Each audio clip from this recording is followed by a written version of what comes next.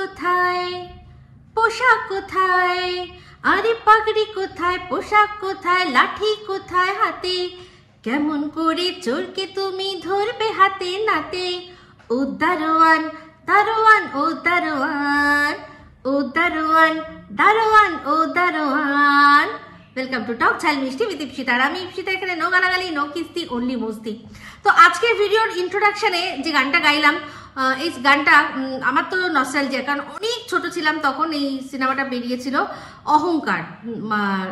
Prosenjit Debashree superhit জুটি তখন। আর এই গানটার মিউজিক ডিরেক্টর হচ্ছেন আর.ডি. বর্মন।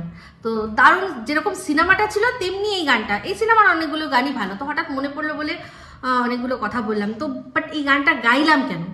গানের কথাগুলো আপনারা ভালো করে শুনেছিলেন। পাগড়ি কোথায়, লাঠি কোথায়, পোশাক কোথায়, কেমন করে তুমি ধরবে হাতে নাতে। দারোয়ান ও দারোয়ান, তুমি যে চোর ধরবে, তোমার পাগড়িটা কোথায়, পোশাক কোথায়, লাঠি কোথায়। তো এই চোর দারোয়ান এই সমস্ত কিছু আজকে কেন বললাম এই ভিডিওটার মধ্যে আমি জানি, এবার আপনারা বুঝতে পারছেন। কারণ আজকে আমাদের টিম ভিডিওর টাইটেল কি দিয়েছে, কিছু গুরুত্বপূর্ণ কথা, চোর ধরা পড়লো।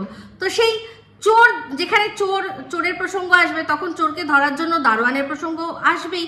খুব প্রাসঙ্গিক এই গানটা। এর পরবর্তীকালেও আপনি মানে যতটা ভিডিওটা আমার এগোবে ততক্ষণে মানে ভালো করে আপনারা বুঝতে পারবেন যে হ্যাঁ এই গানটা কেন এতটা অ্যাপ্রোপ্রিয়েট ছিল আজকে ওর ভিডিওটার সাথে। তো যাই হোক, ব্লগের প্রথম থেকে একদম শুরুর থেকে শুরু করি। তো আমি যখন শুরু করি সবার আগে দেখি ওর লুক, ঠিক আছে, ও কি পরে আছে, কি রকম ভাবে ব্লগটা শুরু করলো। তো আজকের ব্লগটা দেখে পুরোপুরি বুঝে গেলাম যে এই ব্লগটা কিন্তু এখান থেকে যে শুরু করলো, যখন থেকে শুরু করলো তখন ও কোথাও থেকে এসে, মানে ওই যে যেখানে ওই যে ঘোনা, যে মার জন্য আর কি খাবার পার্সেল করেছিল, ঠিক আছে, মনে আছে, যেখানে বলেছিল এই মায়ের জন্য নিয়ে যেতে হবে, মনে আছে, আর মা বলেছে কিন্তু নিরামিষ খাবার খেতে হবে। আপনাদের মাথায় আসে না যে কেন এই কথাটা হঠাৎ করে ও মানে সে সময় ইচ্ছা করে বললো?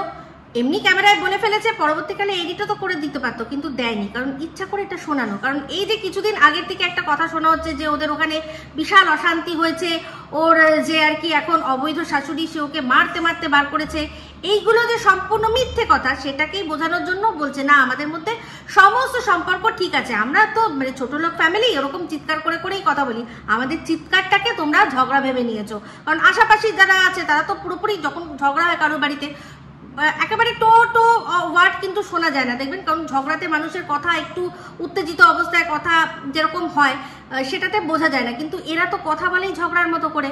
তো পাশাপাশি যারা আছে ভদ্র মানুষরা তারা ভাবছে যে ওরা কথা বলছে, তারা ভাবছে ঝগড়া করেছে, সেই রকম ভাবেই খবরটা পৌঁছেছে। তো ওটার জন্যই বারবার করে বুঝিয়ে দেওয়া যে আমার ওইখানে সব ঠিক আছে, অত আনন্দ পাওয়ার কিচ্ছু নেই যে তোমরা ভাবছো যে বেশ হয়েছে বেশ হয়েছে, এখনো বেশের কিছু হয়নি, কিচ্ছু হয়নি।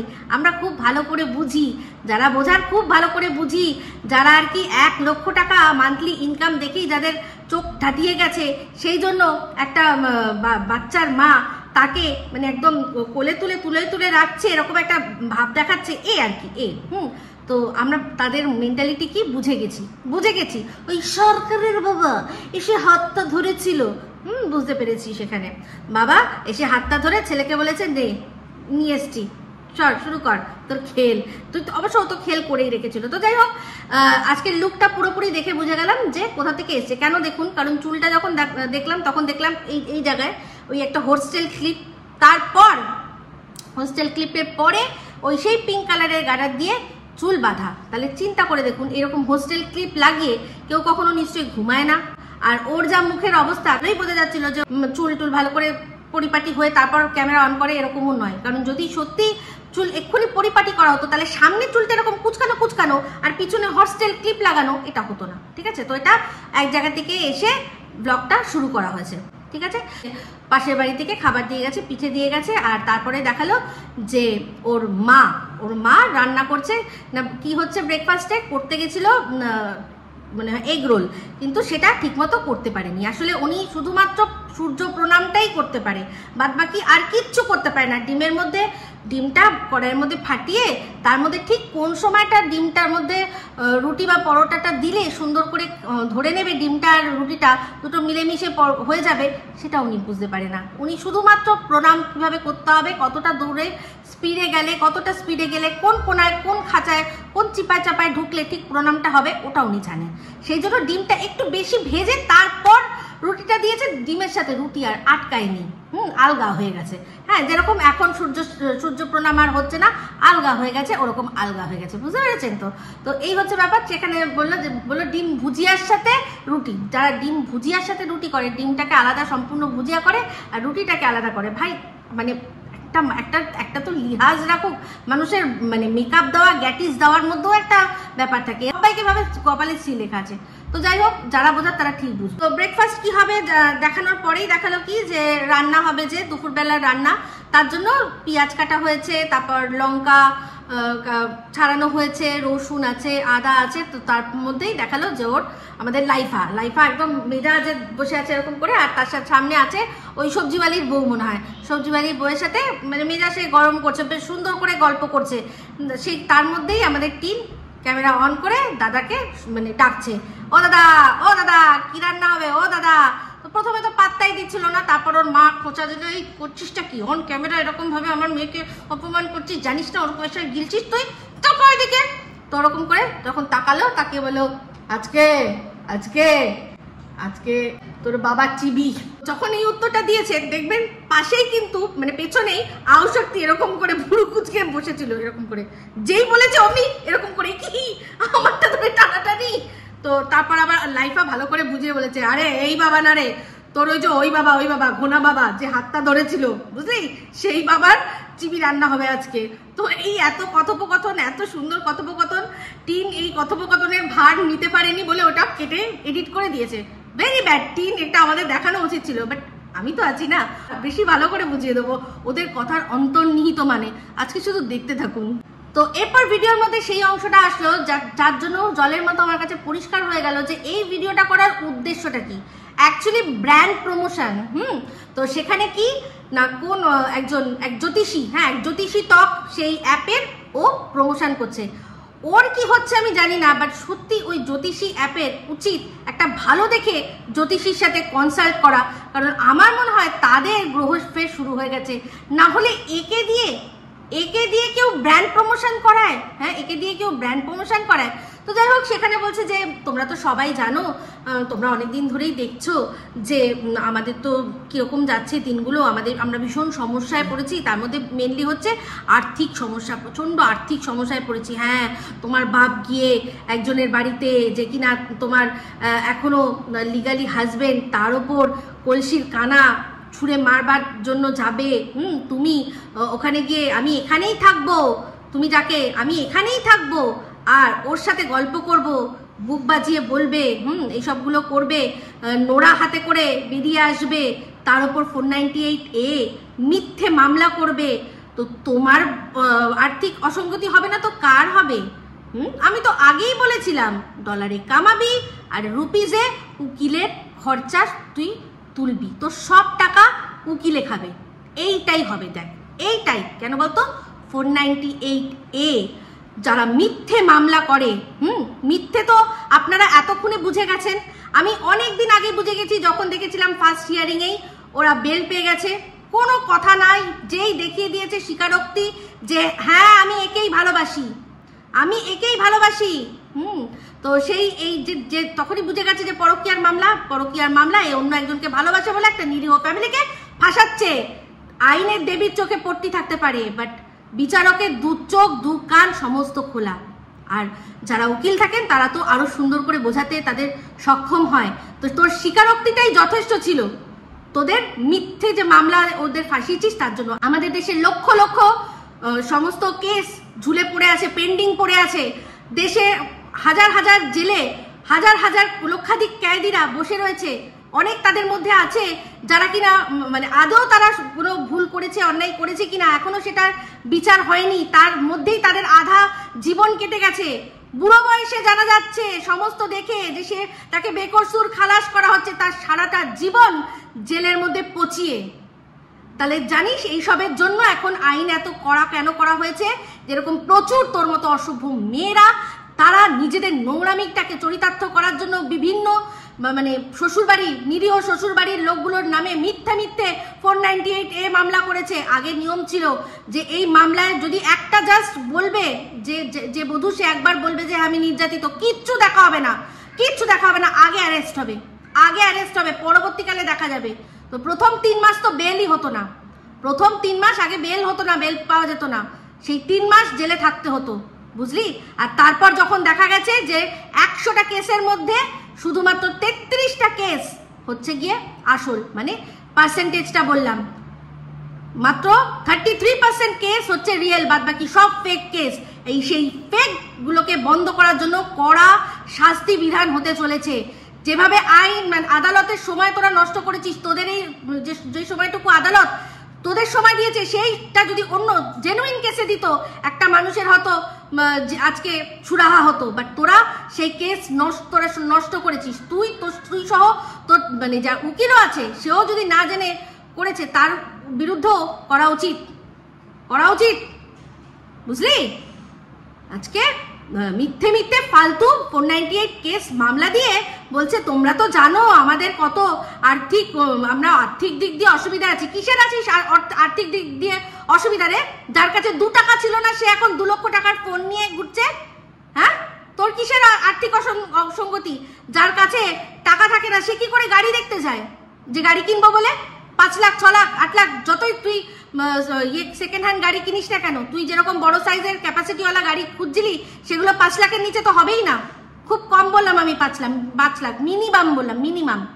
হ্যাঁ, যার কাছে এই টাকাটা রয়েছে, নিশ্চয়ই সেই টাকাটা রেখে ও তারপর ফোন কিনেছে, কারণ গাড়িটা তো ওর একটা বিজনেস করবে বলেছে, তো নিশ্চয়ই বিজনেসের টাকাটা আগে রেখে তারপর সে আইফোন কিনেছে, আইফোন 15 প্রো ম্যাক্স 1 টিভি সে কিনে সে বলছে আমাদের আর্থিক অসঙ্গতির কথা তো তোমরা ভালো করেই জানো।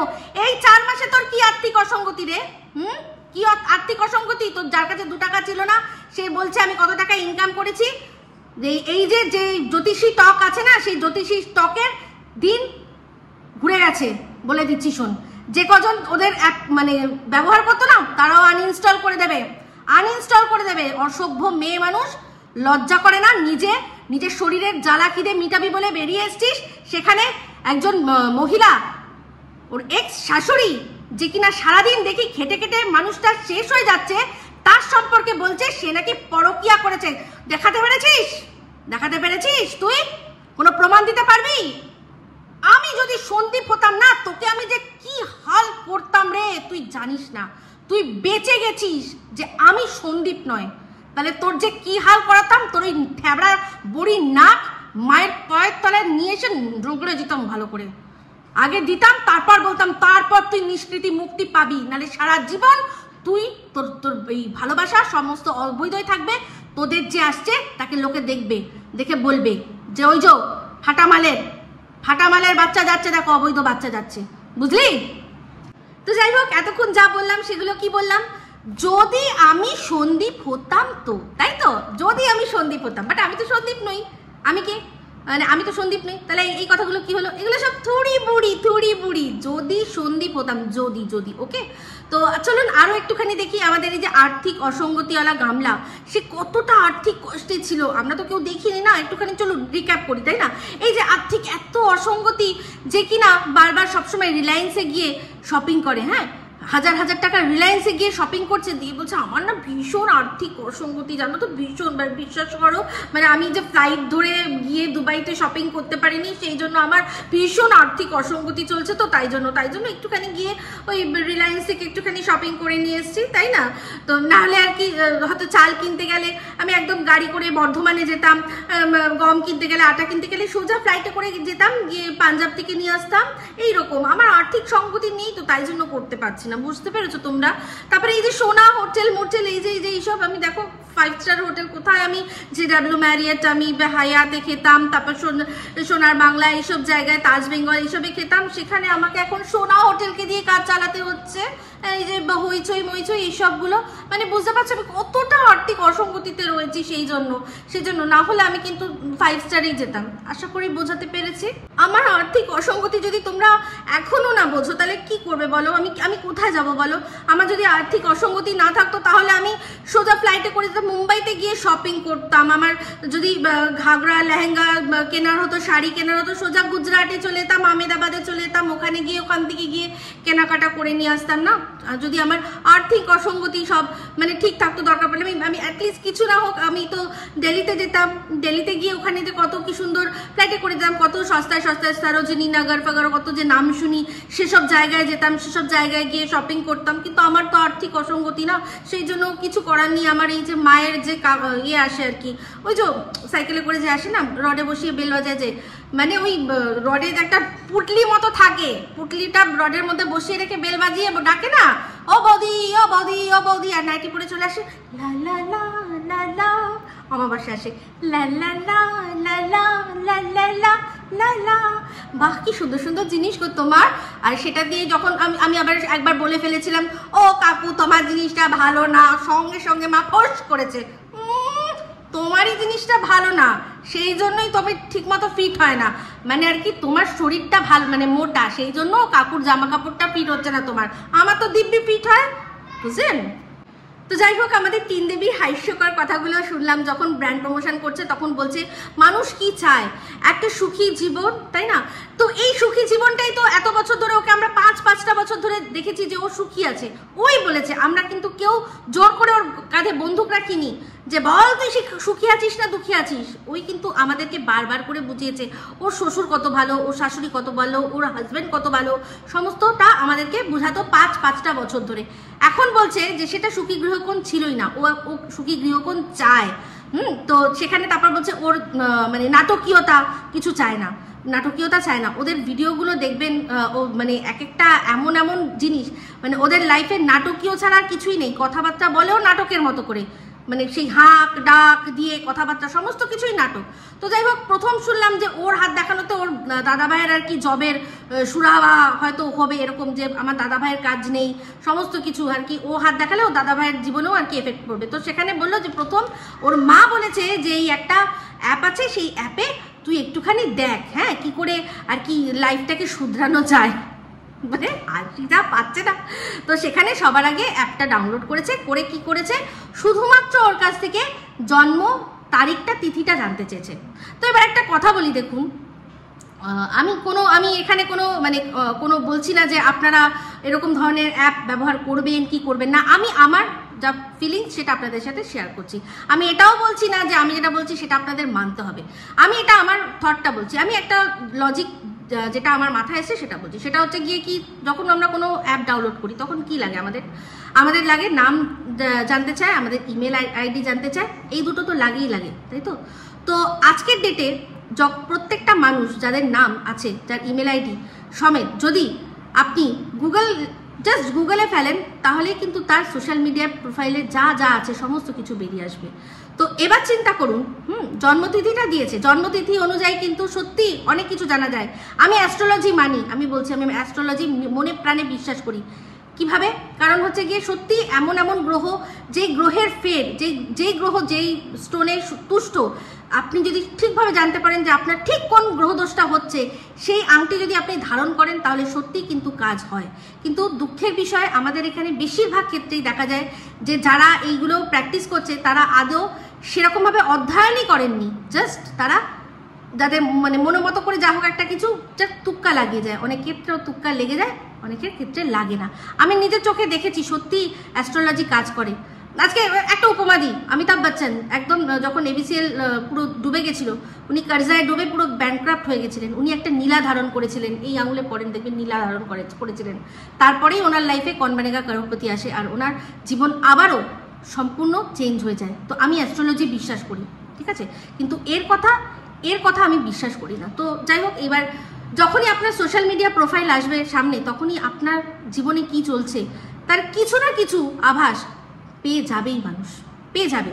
আপনার স্ট্যাটাসের মাধ্যমে আপনি কি স্ট্যাটাস দিচ্ছেন, সেটা আনন্দিত আপনি না, আপনি অ্যাংরি না, আপনি দুঃখী না, আপনি লোনলি না আপনার সমস্ত কিছু চলে আসবে। তো এখান থেকে একটার থেকে একটা সূত্র বেঁধে একটা মানুষের সম্পর্কে, তার জীবনে কি চলছে সেটার সম্পর্কে একটা আইডিয়া করা আজকের ডেটে তার জন্য কোনো রকম জ্যোতিষীর প্রয়োজন পড়ে না। জাস্ট সোশ্যাল মিডিয়া তার প্রোফাইলটা চেক করলেই বোঝা যায় যে এর লাইফে কি চলছে এখন। তো সেরকমভাবেই ওকে বলেছে, যেটার জন্য কিনা বিশ্বাসযোগ্যতা আরও বেড়েছে। আশা করি আপনাদের বোঝাতে পারলাম। তো ও এখানে করতে বসেছে ব্র্যান্ড প্রমোশন। ওই যে অ্যাপটা আছে তার কাছ থেকে রীতিমতো টাকা নিয়ে ও আমাদেরকে প্রভাবিত করার চেষ্টা করছে যে হ্যাঁ তোমরাও এই অ্যাপটা ডাউনলোড করো, তোমাদের লাইফেও আমূল পরিবর্তন চলে আসবে। তো এবার এই অ্যাপগুলোর মাধ্যমে আপনাকে একটা বলবে, তার প্রতিকার বলবে, আপনার সম্পর্কে সমস্ত ছানবিন করে এমন কথা বলে দেবে। এমনিতেও দেখবেন যখন আমরা হাত দেখাতেও যাই, জ্যোতিষী যদি আমাদেরকে 5টা বলে তার মধ্যে খুব কম হলেও 2টো কি 3টে কিন্তু মিলে যাবে, কারণ কথাগুলো ইন জেনারেল প্রত্যেকটা মানুষের জীবনে কিছু না কিছু এমন জিনিস আছে যেগুলো একটা মানুষের সাথে আরেকটা মানুষের ভীষণ দেখবেন রিলেট করেন। আজকে আপনি যখন আমাদের ভিডিও দেখেন, অনেক মানুষ আছে আমাদের ভিডিওর তলায় কমেন্ট করে যে সেটা আমি এটাই বলতে চাইছিলাম, আমার মনে ঠিক এইটা চলছিল, তুমি আমার মনের কথা বলে দিলে। এই যে কমেন্টগুলো আসে কিসের জন্য আসে, কিভাবে আসে? কারণ প্রত্যেকটা মানুষ, আমরা হিউম্যান বিং, আমাদের যে মানে আমরা হোমোসেপিয়ান, তাই তো? তো আমাদের সবার মাঝখানে একটা কমন ফ্যাক্টর কিন্তু আছে, কিন্তু এক একটা এমন ফ্যাক্টর হয়ে যায় যার জন্য এক একটা মানুষ থেকে এক একটা মানুষ সম্পূর্ণ আলাদা হয়ে যায়। আশা করি আপনাদের বোঝাতে পারলাম। তো এখানে এই জালিয়াতি আমি কোনো রকমভাবেই মানে করি না, মানে প্রমোট করতে চাই না, করবও না। কারণ যে পয়সা নিয়ে যেখানে পয়সা নিয়ে করতে হচ্ছে সেটার ব্যাপারে আমার যথেষ্ট কিন্তু মানে সন্দেহ আছে। দেখবেন একটা জিনিস যে আপনি মানে এই যে আরসালানের বিরিয়ানি বলুন, দাদা বৌদির বিরিয়ানি বলুন, প্রথম দিকে কি এত ব্লগাররা গেছিল, এত কিছু হয়েছে? মুখে মানুষ ভালো জিনিস মুখে চাউর হয়ে যায়, মুখে চলে আসে কথাগুলো, ঠিক আছে? তো সেখানে লাগে না, সেখানে মানুষের বলতে লাগে না। কিন্তু যখন এই জিনিসটাকে পয়সা দিয়ে প্রমোট করতে হচ্ছে, তার উপর এমন একজন মানুষকে দিয়ে, হ্যাঁ, তো সেখানে তো ফুল জালি ব্যাপার আমার যেটা মনে হয়। এরা তারপর আর কি আপনাকে প্রতিকার বলবে, তারপর বলবে এই যে এই স্টোনটা আপনি ধারণ করুন, আপনার ঠিক হয়ে যাবে। তো আমি বলছি যে ধারণ করা, আংটি ধারণ করা সমস্ত কিছু আমি মানি, কিন্তু যেখান থেকে কথাটা বলা হচ্ছে আমার খুব সন্দেহ আছে, ঠিক আছে? যাই হোক, বেচতে বসেছে না, অ্যাপ বেচতে বসেছে। তো বেচু মাসি আজকে যেটুকু যা দরকার তার বলার জন্য সেটা বললো, আর সবশেষে বললো যে এক কাজ করছি, আমি এর লিঙ্কটা ডেসক্রিপশন বক্সে দিয়ে রাখছি, তোমরা যদি এখান থেকে যাও গিয়ে ডাউনলোড করো তাহলে প্রথম চ্যাটটা ফ্রি।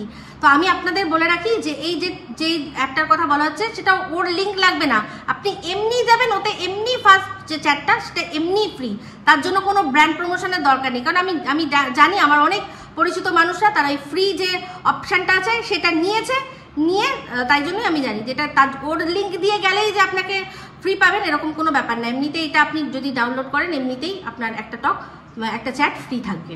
তো যাই হোক, ব্র্যান্ড প্রমোশন করার জন্যই এখানে এসেছিল, ব্র্যান্ড প্রমোশন করছে। তো তারপর এবার ব্লগটা তো একটু বাড়াতে হবে, তার জন্য কোথায় যাচ্ছে না খেলা হচ্ছে দেখতে। তো আমার পরিষ্কার ধারণা হয়ে গেল ও যে অন্য জায়গা থেকেই এসছে, ওই গোনা থেকে এসছে।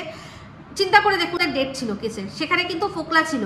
তো ফোকলার সাথে ও আর ফেরেনি, মানে এখানে এই বাড়িতে আসেনি, ওরা চলে গেছে সেই ঘোনা। তো সেখান থেকে তারপর শনিবার দিনটা কাটিয়ে রবিবার দিন সকালবেলা এসছে। আপনারা তো সবার আপনার পাড়া আছে, তো পাড়াতে ক্রিকেট বা ফুটবল এসব টুর্নামেন্টগুলো কিন্তু বেশিরভাগ কি রবিবার দিনকে হয়, কারণ সবাই থাকে, ছুটি ছাটা থাকে, সেই জন্য। তো ওদের ওখানেও একটা 16 টিমের টুর্নামেন্ট হচ্ছিল। তো সেখানে ওদের পাশে যে ভাই সে খেলছে, তাই জন্য গেছে। চিন্তা করে দেখুন, যে ক্রিকেটের জানে না, সে শুধুমাত্র ব্লগের জন্য যে একটু কন্টেন্ট তো হবে, কি করবো নালে, সেই কন্টেন্ট করার জন্য রোদের মধ্যে পুড়ে ও গেল হচ্ছে গিয়ে টুর্নামেন্ট দেখতে। আর সেখানে গিয়ে কি একটা বল করাও দেখালো না, জাস্ট মাঠটুকু, এই যে মাঠ, এই যে এত লোক বসে আছে, আরে ভাই এগুলো দেখো কি, একটা বল করা দেখা, যে ব্যাট করছে তার সে কি মারতে পারলো না মারতে পারলো সেটা দেখা, ওর তো না, অত ওইটুকু কন্টেন্ট ওইটুকু পেয়ে গেছি, এইটুকু করে আমার যেটুকু করার করে নিয়ে আমার ব্যাস হয়ে যাবে। তো এই হচ্ছে ব্যাপার। যাই হোক, যখন যাচ্ছিল খেলা দেখতে, তো তার মধ্যে একটা কথা বললো যে দাদা ভাই সাইকেলটা নিয়ে গেছে কোথায় না টাকিতে। দাদাভাই যার গাড়ি চালায় তার আদি বাড়ি টাকিতে। এর আগে বলেছিল যে দাদাভাই যেখানে কাজ করছে পেয়েছে সেটা দক্ষিণেশ্বরে। তো যার বাড়িতে কাজ পেয়েছে শুনলাম যে তার আদি বাড়ি টাকিতে। এদিকে জানিয়ে রাখি আপনাদের যে এই যে কবিতা চোর, তার যে বোনের যে বিয়ে হয়েছে সেটাও কিন্তু সেটাও টাকিতে। তো বলা যায় না সেখান থেকেই কি কাজ পেলো, বলতে পারি না, সেটা আমি বলতে পারি না। তবে মানে যেভাবে ও কাজ করতে আজ যাচ্ছে কাল যাচ্ছে না, তাতে বুঝতেই পারছি যে নিঘাত কোনো আত্মীয়তা থাকলে তবেই একমাত্র কিন্তু এরকমভাবে কাজ পায়। এই যে হুটপাট করে গাড়ি নিয়ে চলে আসছে, বলছে আজকে ও যেখানে কাজ করে তার গাড়িটা নিয়ে চলে এসছে। তো হয়তো আত্মীয়তা আছে বলেই এই সুযোগ সুবিধাগুলো পাচ্ছে, না হলে চিন্তা করে দেখুন সম্ভব কখনো? তো জানি না, দেখা যাক। আত্মীয়তার মধ্যে কাজ, জানেন তো এইগুলো কিন্তু খুব বিষ হয়। যে সময় এটা দেখেছেন না, নিজের ভাইকে রুমালি কাজে নিয়ে তারপর কি করেছিল, নিজের ভাইকে দিয়ে কাজ করিয়ে তারপর রুমালি কি করেছিল দেখেছেন তো? তো এই কাজ বাজের ক্ষেত্রে কিন্তু সত্যি কথা বলতে আত্মীয়তা খুবই মারাত্মক হয়ে যায়। তো এই যে কথাগুলো বললাম, আপনাদের কি মাথায় কিছু আসলো? একটা কথা আছে জানেন তো, হিস্ট্রি রিপিটস।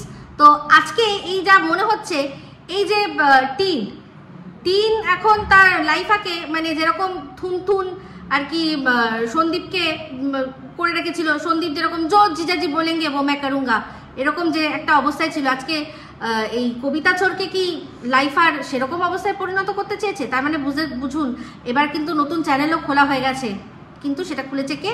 মায়ের নামে, মায়ের হাতে কন্ট্রোল আছে। কিন্তু দিনের পর দিন যখন তাকে দিয়ে খাটানো হবে আর কিছুই সে পাবে না, তখন এই যে ধানি লঙ্কা কোথা দিয়ে যে ঢুকবে আর কোথা দিয়ে বেরোবে কোনো ঠিক নেই। তো হিস্ট্রি রিপিট হবে, আর জঘন্যভাবে হবে। কারণ সন্দীপ তার দিদি তার সাথে যাই অন্যায় করেছে কিনা, সন্দীপ কিন্তু সেরকমভাবে দিদিকে কোনোদিনই কিছু মুখ ফুটে বলতে সাহস পায়নি। আজ অনেক বাধ্য হয়ে তাও যা বলেছে কেঁদে ভাসিয়েছিল। যখন দিদিকে কিছু বলেও ছিল, ইমোশনালি কেঁদে ভাসিয়ে ফেলেছিল, কারণ প্রশ্নটা ওর ছেলের ছিল। একটাই কথা দিদির খারাপ লেগেছিল যে তুই তো পারবি না মানুষ করতে, ওর মায়ের কাছে দিয়ে দে। এই কথাটা ওর বুকের মধ্যে গিয়ে পুরো তীরের মতো বিঁধেছিল। সেই জন্যই সন্দীপকে আমি জানি ও কেঁদে ফেলেছিল। যেটা হয় ভালোবাসলে হয়, যেরকম আমিও সন্দীপ যে কথাটা আমাকে বলেছিল আমার বুকের মধ্যে বিঁধেছিল, আমিও নিজেকে কন্ট্রোল করতে পারিনি। তো এই ইমোশনটা আমি ওর বুঝি, ভীষণ ভালোভাবে বুঝি। তাহলে এইবার যখন হিস্ট্রি রিপিট হবে না, এদের মধ্যে যা চুলোচুলি হবে না, সেগুলো দেখার, সেগুলো হচ্ছে পিওর বিনোদন। তো সেই পিওর বিনোদন অবশ্যই হবে, আর আমরা দেখবো। তারপর দেখলাম খাওয়া দাওয়ার দৃশ্য। তো একটা জিনিস আপনারা লক্ষ্য করেছেন, যখনই টিন কোথা থেকে এসে ব্লগ শুরু হয়, তখনই কিন্তু অস্ট্রেলিয়ান কিন্তু ছাড়ে না। আমাদের অশুভ শক্তি অস্ট্রেলিয়ান ছাড়ে না। তার উপর মেয়ে এখন এখানে ব্র্যান্ড প্রমোশন করেছে, কম টাকা খিচেছে, তো ভাই একটু তো অস্ট্রেলিয়ান বানতা হে। তো যাই হোক, খেতে দিচ্ছিল যখন দেখলাম, খেলো যখন অশুভ শক্তি যখন করে নিল, মা এরকমই যেন মেয়ের পয়সায় বসে দিনরাত আমি খেতে পারি অস্ট্রেলিয়ান, দেখো একটুখানি। এই যে মেয়ে আগে যেমন ভুল করেছিলাম, শ্বশুরবাড়ি পাঠিয়ে দিয়েছিলাম, হ্যাঁ, এবার আর সেই ভুলটা আমরা পুরোপুরি করব না। তো এমনভাবেই রাখবো যেন মেয়ে আমাদের এখানে এসে আমাদের মুখে অন্ন তুলে দিতে পারে। মা তুমি দেখো, এই যে মাথাটা ঠিক রেখো, ঠিক আছে, এরকম বলে করে অস্ট্রেলিয়ান খেয়ে নিল আমাদের অশুভ শক্তি। তো যাই হোক, খেয়ে দে তারপর অমাবস্যা জোর করে মেয়েকে টেনে নিয়ে গেছে ছাদে। মানে অবশ্যই মানে এখন মেয়েকে কি শুতে দেবে দুপুরবেলা? বলছে যে দূর, আমি সূর্য প্রণাম করতে পারছি না, তুই এখন বসে শুয়ে থাকবি, আমি এটা নিতে পারবো না, তার চেয়ে চল আমিও জাগবো তুইও জাগবি বলে জোর করে মেয়েকে জাগিয়ে রেখেছে ছাদে নিয়ে গিয়ে। তো যাই হোক, তারপর দেখলাম ওই যে মাঠের মধ্যে গাড়ি একটা দাঁড়িয়ে আছে, বললো যে এইটা দাদা ভাই নিয়ে এসছে। তো এর আগে একদিন নীল দেখিয়েছিল, আজকে আবার লাল দেখালো। হ্যাঁ, এক একদিন এক একটা গাড়ি, বুঝতে পারছি অনেক, মানে তার মানে যার বাড়িতে কাজ করছে বেশ ভালোই আর কি মালদার। হ্যাঁ, এক একদিন এক একটা গাড়ি, আর তার অঢেল পয়সা, নিঘাত। এই যে কালো টাকা বারবার শুনি না, তার কাছে নিঘাত এমন কালো টাকা আছে যে টাকাগুলো সরকারকে দিতে পারবে না, ট্যাক্স দিতে পারবে না, ট্যাক্স বহির্ভূত টাকা, সেই ইনকামের টাকা। সেই জন্যই এত টাকা দামে তেল তার দুঃসম্পর্কের আত্মীয়কে পুড়িয়ে তাকেই ড্রাইভার রাখতে হচ্ছে। মানে বুঝতে পারছেন যে কি পরিমাণ টাকা, বেহিসাবি টাকা। যদি বেহিসাবি টাকা না হয় তাহলে এটা কিন্তু সম্ভব নয়। তো যাই হোক, গাড়িটা যখন দেখালো, গাড়িটার তো পেছনে নাম্বার প্লেট দেখেছেন তো, যারা যারা যদি কেউ থাকেন আরটিও ডিপার্টমেন্টে দেখুন তো, এই একদম দিয়ে দিন সোজা। কিন্তু একদম কালো টাকা খুব বলছিল না, ওর 3 দালাল লাগিয়েছে, কিছু দালাল লাগিয়েছে যারা কিনা মানুষের কষ্টার্জিত টাকাকে কালো টাকা উইদাউট এনি প্রুফ বলছেন।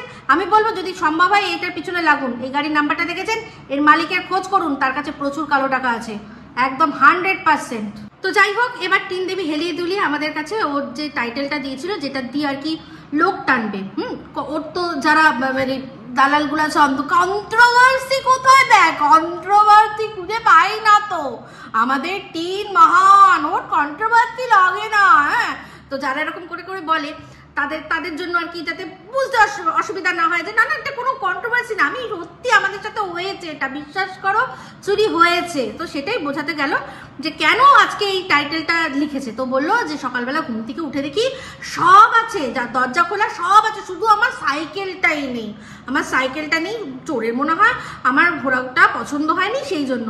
তো অবশ্যই সেটা সুন্দর করে বলবো। তো একটা জিনিস আপনাদের বলি, এতক্ষণ আপনারা সবাই জেনে গেছেন, এই যে হামলা হয়েছিল গাড়ির মধ্যে হামলা হয়েছিল, কৃষাণু যে গাড়িতে বসেছিল সীমার সাথে ছিল, সেখানে পরিষ্কার জানানো হয়েছে যে একজন মুখ চোখ ঢেকে একজন হামলাকারীর মতো মানে শুট করছিল, আর পেছনে কবিতাচর লুকিয়েছিল, ঠিক আছে, গাড়িটাকে টার্গেট করে। তাহলে চিন্তা করে দেখুন, সে কিন্তু সাইকেলে ছিল, পুরো মুখ যেরকম স্কুটি চালালে এখন মানুষ যেরকম পুরো মুখটা, মেয়েরা বেশিরভাগই মুখ ওরকম পুরো ঢেকে নেয়, শুধু চোখ দুটো দেখা যায় আর কিচ্ছু দেখা যাবে না, পুরো মুখ ঢেকে থাকবে। তো সে মুখ ঢেকে এসছিল, কিন্তু সাইকেলে এসছিল। একটা জিনিস জানবেন, আপনি যখন কখনো কোথাও চুরি করেন না, আপনি যদি চুরি করেন, আপনি যদি অন্যায় করেন, আপনি কিন্তু আপনার মাথায় এটা থাকবে যে কেউ আমাকে চুরি করতে দেখে নিল না তো। তো আপনি 100% চাইবেন যাতে কোনো অ্যালিবাই রাখতে। অ্যালিবাই মানে কি, যে কোনো বাহানা হিসাবেই বলছি, অ্যালিবাই রাখার চেষ্টা করবেন। দেখবেন একজন অনেক বড় বড় অপরাধ হয়, তার মধ্যে কিন্তু একটা সাক্ষী, ধরুন আপনি এক জায়গায় মার্ডার করেছেন, কিন্তু আরেক জায়গায় প্লেনের টিকিট কেটে রেখেছেন, দিয়ে পরবর্তীকালে দেখালেন এই তো আমি ওখানে মার্ডার কি করে করবো, আমি তো ছিলামই না মুম্বাইতে, আমি তো ব্যাঙ্গালোরে গেছিলাম, বলে ব্যাঙ্গালোরের একটা টিকিট কেটে রেখেছেন, আদৌ কিন্তু আপনি ট্রাভেলই করেননি হয়তো ওই টিকিটে, এটাকে বলে অ্যালিবাই। তো তেমনি আজকে এই অ্যালিবাইটা করে রাখলো যে চুরির জন্য, কারণ ওদের মনের মধ্যে এটা ছিল যে আমি যখন বাইরে থেকে শ্যুট করছি, তাহলে ভেতরে যে আছে সেও আমাকে শ্যুট করতে পারে, আমার মুখ চোখ কিছু দেখা যাচ্ছে না, কিন্তু সাইকেল যদি চিনে নেয়, তো আমার 100-এর ওপর 100-এর মানে ধারণা এটাই যে যাকে লাগিয়েছিল তাকে ওরা এই টিনের সাইকেলটা দিয়েছিল, যে সাইকেল নিয়ে যাবি, গিয়ে দেখবি, কারণ সাইকেলটা দেওয়া থাকলে কি হবে, চট করে পুট করে পালিয়ে যেতে সুবিধা হবে, হেঁটে যেতে যতটা সুবিধা তার চেয়ে সাইকেলে থাকলে অনেক তাড়াতাড়ি হবে, সেই জন্যই। তো টিন হয়তো জানছে, বলা যায় না, যদি কোনোভাবে আমার সাইকেলটা দেখা যায় তাহলে তো চিনে নেবে যে এটা তো এই তো টিনের সাইকেল, কারণ যে চুরি করেছে সে তো জানে না যে গৃহস্থর বাড়িতে সিসিটিভি ক্যামেরা লাগানো আছে কি নেই, বুঝতে পেরেছেন? এটাই হচ্ছে কারণ, এরা আগের থেকেই এই সাইকেলটা যাকে দেওয়ার দিয়েছিল, যাতে সমস্ত কিছুটা সে করতে পারে, যে যা ওরা করেছে। আশা করি বোঝাতে পারলাম। আমার যতদূর মনে হয় সীমা যে পোস্টটা দিয়েছিল রাত্রে, যে পোস্টটা দিয়েছিল যে সমস্ত কিছু ক্লিয়ার করব, তার আগেই বলে দিল যে আমার সাইকেল তো এটা হতেই পারে না, আমার তো সাইকেল চুরি হয়ে গেছে, এটাই হচ্ছে অ্যালিবাই, বুঝতে পারছেন? তাহলে ওই যে মুখ চোখ ঢেকে এসেছিল, সাইকেলটা ওর মতো হতে পারে, বাট ওটা সে নয়, কারণ ওর সাইকেল তো চুরি হয়ে গেছে, ঠিক আছে। তারপর যখন দেখলো 2 দিন ধরে যে মানে কিছু এখনো বেরোয়নি, তখন বললো যে না, এটা দাদা ভাই নিয়ে গেছে, ঠিক আছে। মানে একদিকে কত দিকে ওরা মাথা কাটিয়ে জিনিসটা করলো, কন্টেন্টটা আপনারা চিন্তা করুন শুধু। তো যে সাইকেল গেছিল বাইরে, সে তো কোনো না কোনো সময় ঘরে ঢুকবে, তো দেখলাম দাদা ভাই নিয়ে ঢুকছে, তো তারপর বলছে কি হলো, ও দাদা দাদা, এই যে আমার সাইকেল নিয়ে গেছিলেন, দিন টাকা দিন।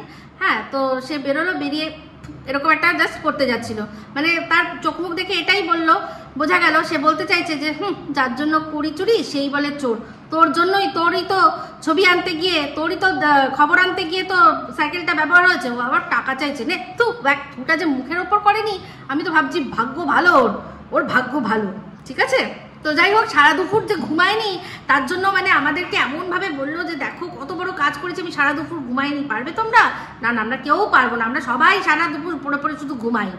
নেশা নেশা নেশা নেশা লেগেছে প্রেমের নেশা, তাই মজনু দেবে লেলাকে লেঠা, আরে নেশা নেশা লেগেছে প্রেমের নেশা, তাই মজনু দেবে লেলাকে নেটা, লেঠা লেঠা।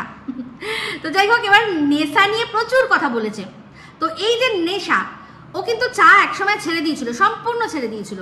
যখন ওই ভিক্ষামার বাড়িতে গেছিল, নিজের আমি দেখিয়েও দিয়েছি, সেখানে বলেছিল আমি তো চা খাই না, আমি চা ছেড়ে দিয়েছি। তো হঠাৎ করে নেশা খোর হয়ে গেছে। কিসের নেশা বুঝতে পেরেছেন? মজনু লেলাকে শশা দিয়েছিল, তো সেই শশা না, এটা হচ্ছে ল্যাঠা। তো ল্যাঠার নেশা। তো বললো যে আগে খুব ঘন ঘন হতো, এখন একটু কমিয়ে দিয়েছে। এখন দিনে ওই বড় জোর সকালবেলা একবার মর্নিং, আর একবার একটু সন্ধ্যেবেলা একটি গুড নাইট আর কি, ওই। তাছাড়া আমি আর করছি না, এটাও ছেড়ে দেবো। ওটাকে ছাড়তে পারছি না, ল্যাঠাটাকে ছাড়তে পারছি না, আমরা সবাই বুঝতে পারছি। ল্যাঠার কাঁটা এমনভাবে গলায় আটকেছে না, অন্নপ্রাশনের সমস্ত কিছু না বার করিয়ে ছাড়বে না। আর সেটার জন্য আমার জ্যোতিষী টক লাগবে না, আমি যথেষ্ট। কারণ আমি জ্যোতিষী কি, কর্ম প্লাস ভাগ্য, তারপর হচ্ছে ভাগ্যফল। তো আমার হচ্ছে এখানে আমি শুধুমাত্র কর্মটা দিয়েই ভাগ্যটাকে বিচার করছি। তো তাই জন্য বলছি, ওই ল্যাঠা সমস্ত বার করবে, তারপর ছাড়বে। অত সহজে ছাড়া যাবে না, ছাড়বো বললেই ছাড়া যায় না। সবাই সন্দীপ নয়, এটা বোঝার সময় আসবে। তো যাই হোক, তারপর সেই স্পেশাল কাপটায় চা খেলো। আজকে খেয়ে দেখাতে হলো, কারণ বারবার করে ওই যে এই কথাটা আমি বারবার বলেছি, ওটাতে কিন্তু খায় না। সেটা কবিতা চোর দেখেছে, দেখে বলেছে, পাগলি তুই আমার দাওয়া ওই কাপটায় চা খাস না কেন রে পাগলি? তোর ঘেন্না করে যেটা সবাই বলেছে যে যেটা আমি খেয়েছিলাম, সেটা কি? সেটা আমারই তো অংশ, আমার অংশ। তোর আমার অংশটা যদি সত্যি আমি ওটা খেয়েও থাকি, যদি ওটা আমি সত্যি করে থাকি, তাও তোর আমার অংশে আজকে ঘেন্না লাগছে। তুই খেতে পাচ্ছিস না ওইটাতে। তুই যদি না খাস তাহলে আর ওই ল্যাঠা তোর গামলায় খেলতে দেবো না আমি। এইরকম ভাবে বলেছে, তাই জন্য খেলো। মুখটা পুরো ঘেন্না করে খাচ্ছিল, পুরো মুখ দেখে বুঝতে পারবেন ও ঘেন্না করে ওই চায়ের কাপটায় খাচ্ছিল চা। কি অবস্থা! আজকে এটুকুও স্বাধীনতা নেই বলার যে না আমি এটা খাবো না। ওটায় কি ফেলা হয়েছিল পরের কথা, ওটা চুরির কাপ। তুই ওই যেখানে কাজ করতিস, যেখানে রান্না করতিস, সেই রান্নাঘর থেকে তুই চুরি করে নিয়ে এসছিস, ওই চুরির কাপে আমি চা খাবো না। অবশ্য বলবে কি কেতা কুড়ানি, তারপর হচ্ছে কি জানো, কুল চুরি করছিল। এই চোর আবার অন্যকে কি বলবো, তোর সঙ্গে সপাটে একটা চর লাগিয়ে দেবে। তোর মুখে আর চুরির কথা মানায় না, তুই আর চুরির কথা বলিস না, আর যাই বলিস, ঠিক আছে? তো বুঝতে পারছেন না, চুরি তো লাগিয়েছিল, তো এই কবিতা চোরকে এরাই লাগিয়েছিল। এক ঢিলে এই যে বলছিল আজকে যে এর থেকে নিস্তার নিতে পারছি না, তো ভেবেছিল যদি অ্যাটলিস্ট বাচ্চা চুরির দায়ে যদি এটাকে ঢুকিয়ে দিতে পারি, তাহলে আমরা বেঁচে যাব। নালে ডিভোর্স হবে, তারপরে বাজবি বিয়ের বাজনা, রানী হয়ে যাবে সে চাকরানী হবে। তারপরে ও বসে ডিসাইড করবে। আমি বলে দিয়েছি বাপের বাড়িতে যেতে দেবো না। এই জিনিসগুলো হবে, সমস্ত যেগুলো আগে বলে দিয়েছে সেগুলো করবে, কিচ্ছু করতে পারবে না। তখন কি করে নেবে? আর এই যে যখন সেকেন্ড ম্যারেজ হয়, সেকেন্ড ম্যারেজে তো 498 কেসও এখন না হয় না, একদম আচ্ছা করে হবে, খুব ভালো করে খাতিরদারি হবে। যেই অদৃশ্য দাগ, যে পিঠের মধ্যে দাগগুলো অদৃশ্য, আমি তো আর সেরকম মেয়ে না যে দাগ দেখাবো। এবার দাগ হবে কিন্তু দেখাতে পারবে না। আহাগো শোনা গো, আমার কি কষ্ট। তো এই কাপটা যখন দিয়ে ও সিপটা নিল না, আগেও কি সিপটা নিয়েছে না, জাস্ট অ্যাক্টিং করলো। যেরকম আমরা কফি উইথ কারেনে যখন দেখি সবাই বড় বড় কাপগুলো এরকম কফি মগগুলো বড় বড় নেয়, ওর ভেতরে আদৌ কফি থাকে, আদৌ ওরা খায় কিনা নাকি শুধু অ্যাক্টিং করে, বোঝাই যায় না। ওরও তাই, বোঝা গেল না। যাই হোক, ব্লগটা এবার শেষ হয়ে যাবে। তিন বলেও দিল যে ব্লগটা শেষ করে দেবো, তার মধ্যেই একটা খুব ইন্টারেস্টিং জিনিস দেখলো। সেই জিনিসটা আমাদের সাথে না যদি শেয়ার করতো, সত্যি আজ মনটা আমার ভেঙে যেত। তো প্রথমেই যখন ইন্ট্রোডাকশনে গানটা গিয়েছিলাম, দারোয়ানদের মতো দেখেছেন গোপ কার, আমাদের অশুভ শক্তি। বাট একটা না, মানে মা মেয়ের এই হরকতের জন্য একটা দিক পুরো নুয়ে গেছে, ডাউন হয়ে গেছে পুরো এরকম। বাট একটা দিক খাড়া, তো একটা খাড়া করে তারপর আমাদের দেখানো হলো কিনা বুঝতে পারলাম না। তো দেখলাম যেটা, যে ভালো করে তা দিচ্ছে এরকম করে, আমাদের অমাবস্যা দেবী তা দিচ্ছে, দিয়ে খাড়া করার চেষ্টা হচ্ছে। খাড়া হ, খাড়া করছে, অ্যাকচুয়ালি এরকম খাড়া করছে। আর বলছে যে ইস এরকমই যদি খাড়া থাকতো তাহলে কি আর আমাকে বারবার দৌড়ে গিয়ে সূর্য প্রণাম করতে হতো না।